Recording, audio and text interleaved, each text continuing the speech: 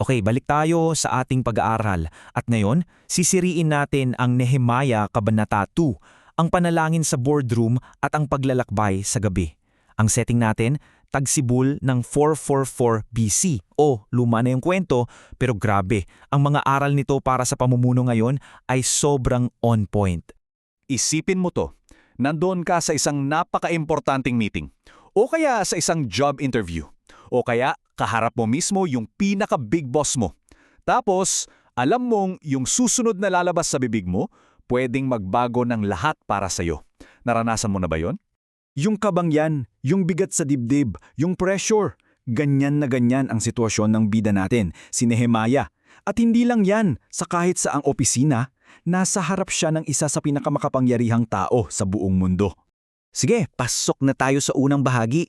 At dito, pag-uusapan natin ang isang tanong na hindi lang basta mahirap sagutin.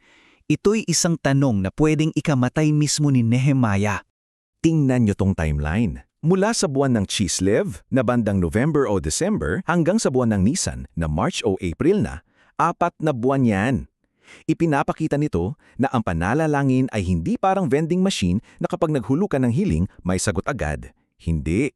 Ito'y isang disiplina ng paghihintay habang patuloy mong ginagawa ng mahusay ang trabaho mo. 120 araw. 120 days! Ganyan katagal siyang nanalangin, nagtiis at nagtrabaho ng maayos bilang cupbearer ng hari bago pa man gumalaw ang Diyos at buksan ang pinto para sa kanya. Araw-araw yan, dala-bala niya ang bigat na ito. At ito yung pinaka-critical na detalye. Hindi lang to simpleng, nako baka ma-reject ang proposal ko. Hindi. Nung nakita ng hari na malungkot siya, ang buhay na mismo ni Nehemia siya ang nasa panganib. Kasi sa korte ng Persya noon, ang pagiging malungkot sa harap ng hari ay pwedeng ituring na banta. Ang parusa, kamatayan, literally. So paano niya hinarap yung ganitong klase ng pressure? Dito na natin makikita kung paano yung 4 na buwan niyang paghahanda ay nagbunga sa isang perfectong sagot sa loob lang ng isang iglap.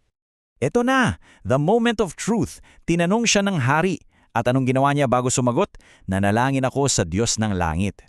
Ito yung tinatawag nating arrow prayer. Isang panalangin na parang palaso, mabilis, diretsyo, tahimik.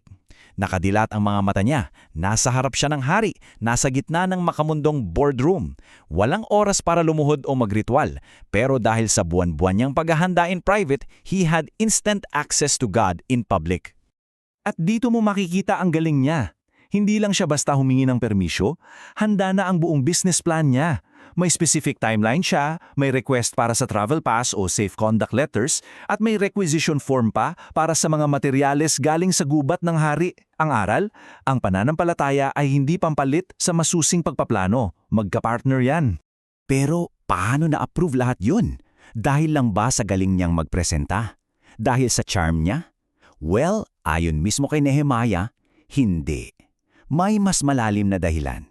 At para maintindihan yon, kailangan nating silipin ang isang napaka-importanteng salita sa wikang Hebreo. Ang salitang to ay yad o yad. Ang literal na translation niyan ay kamay, pero sa Hebrew mindset, hindi lang yan basta parte ng katawan.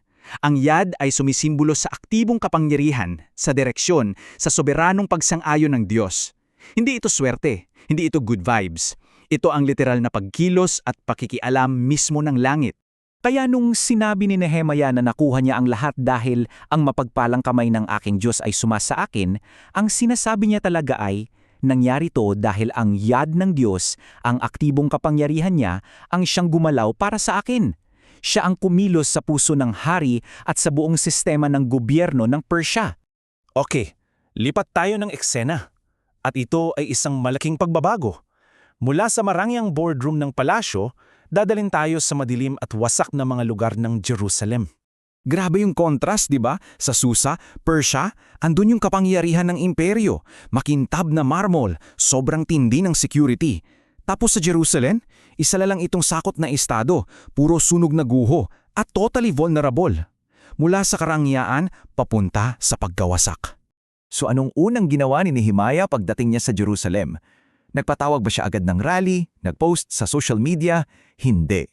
May ginawa muna siyang palihim sa dilim ng gabi. Sabi niya, ako'y lumabas ng gabi na kasama ang ilang tao. Sa dilim, nilibot niya, ininspeksyon niya yung mga pader, naggiba na, tiningnan niya yung bawat sira, yung bawat butas, hinarap niya mata sa mata yung buong tindi at laki ng problema. Alam nyo, ito yung pasanin ng isang tunay na leader. Bago ka humingi ng tulong sa iba, bago ka mag-cast ng vision sa kanila, kailangan mo munang harapin ng mag-isa at sa pribado ang pinaka-brutal na katotohanan ng sitwasyon. Ikaw muna dapat ang unang makakita ng buong pinsala. At dahil ginawa niya yung night ride na yon dahil hinarap niya ang katotohanan, ngayon handa na siyang humarap sa mga tao, handa na siyang magsalita. At pakinggan nyo yung pagbabago sa sinabi niya. Nakikita ninyo ang kagipitan na ating kinaroroonan. Halika at ating muling itayo ang pader. Pansinin niyo yung salitang atin. Dito na niya inilipat yung burden.